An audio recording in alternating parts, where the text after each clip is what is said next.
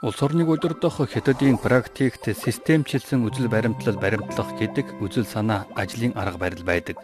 Системчилсэн үзэл баримтлал гэдэг нь асуудлыг нийтлэг хэлхээ холбоо, цогц систем, хөгжил өөрчлөлтийн үүднээс шинжилж, асуудлыг шинжлэх ухаанчаар зохицуулах ёстой гэж үздэг. Хийсвэр сонсогдож байна уу? Хятадын экологийн соёл иргэншлийг жишээ болгож үзье. Шааша системчилсэн үзэл баримтлал гэж юу болох, хэрхэн дагаж мөрдөх талаар танилцуулна. Сайн байна уу намайг Шааша гэдэг. Би нэг ширхэг элс. Намайг хараа та элсэн цөлийг санах уу?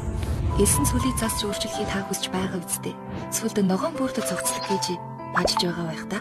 Үнэн дээр элсэн цөл бол цөлжилт биш юм аа. Системчилсэн үзэл баримтлалаар авч үзвэл би уул, ус, оёмод, тарья, нуур бүрд өв сургамалтай цог, амь насны нэгдмэл цогц болдог юм. Уул бол миний сайн найз. Хятадын Шинжаан нутгийн аржийн ууланд цөлрөх газар үе. Тэр цөл газар нь ховор амьтдын өвлгийн нутг юм аа. Хятад улс тэнд байгалийн дархан цаазд газар байгуулж, ховорцсон амьтдыг цөл нисэн голуудранд таавар амьдрах нөхцөл бүрдүүлсэн юм аа.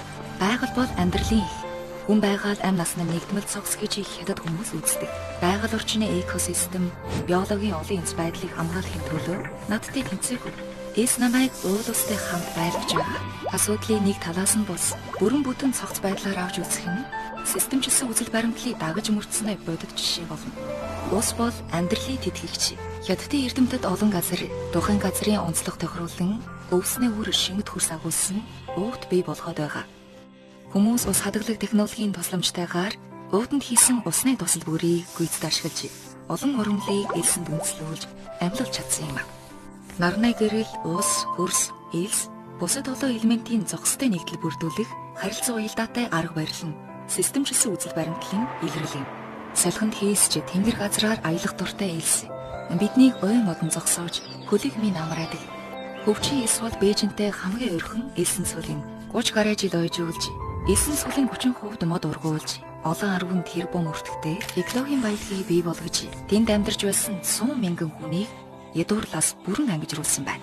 Ойжуулж элсийг докторжуулахын тулд бидэд тосгоны ногоон байгууламж тараалангийн талбайг адаршуулан ойзуулах зэрэг төслүүдийг хэрэгжүүлсэн. Нисэх онгоцоор үр цасаж мод тарих, элсийг хашиж битэмжлэн ойжуулах аргаар 200 гаруй километрийн уртын бүс ургуулсан юм. Өнөө маргаашийг хол зухаанаар харж, асуудлыг олон талаас нь харж цогцоор шийдэх нь системчилсэн үзэл баримтлалын нэгэн тусгал юм. Хүн төрөлхтний оршин тогтнох нэг үндэс тариа буудан элсэн цөлтэй холбоогүй шиг боддог. Гэхдээ элсэн цөлд бид тариан талбай байгуулсан гэдгийг та мэдэх үү? Заг бол элсэн цөлийн бодгол. Загийн бод болгон 10 м квадрат элс докторжуулах чадвартай. Гоёо гэдэг эмийн ургамал бий. Гоёо загийн үндсэнд төлжиж урагдаг. Хятадын зарим нутгаар хүмүүс гоёог загийн хамт ургуулж элс докторжуулах болсон. Ингэснээр тариаланчид их ашиг хүртэх боломжтой болж байна. Энэ нь системчилсэн арга барилаар микро болон макро төвшөнд стратеги тактикийг уялдуулж, ерөнхий нөхцөлийг харгалзан төлөвлөж, үйл ажиллагаандаа нягт нямбай ажиллах арга юм. Элсэн дунд тогтсон нуур бүрдийн ус өвөрмөц үзэмж цогцлон бүрдүүлж байна. Өвөр Монголын Бадан жирны элсэн цөлд 144 нуур бий. Газар зүйн өвөрмөц тогтсон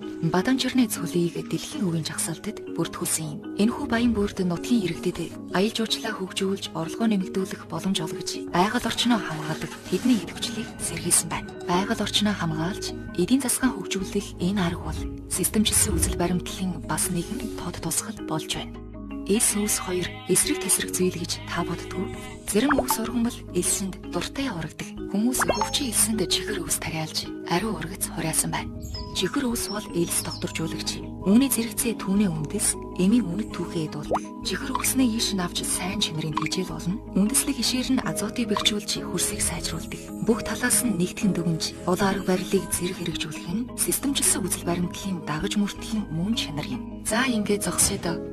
Үг холдож үхэр холдлоо. Товчхон дүгнвэл элс, уул, ус, оймод, тарья, нуур бүрд өвс ургамал нэгэн цогцуулж, харилцан түшилцэж бийсээ нөхөж, экологийн хэлхээ болно. Хүн төрөлхтний оршин тогтнох, хөгжих, материаллык үндэс учир нэгтгэн хамгаалж, системтэй засах хэрэгтэй.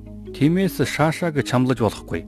Системчилсэн үзэл баримтлал бол Хятадын философи, хүн байгалийн зохицол, дэлхийн нэгэн гэр бүл гэсэн Хятадын уламжлалт соёлоос улбаатай. Хүн байгаль, хүн нийгэм, хүн хооронд эв зохицолтой оршин байдаг харилцааг эрэлхийлнэ. Шаашаагийн дурдсан экологийн соёл иргэншилийн хөгжил бол улс орноо засаглах Хятадын ерөнхий системийн ганцхан эд эс юм. Хятадын эрх баригч нам эдийн засаг, улс төр, соёл, нийгмийн бүтээн байгуулалтын салбар бүрдэн хэрэгжүүлдэг. Хятад улс үүнд үндэслэж хүн төрөлхтний хөв заяаны нэгдмэл цогцын үзэл санааг дэвшүүлсэн юм.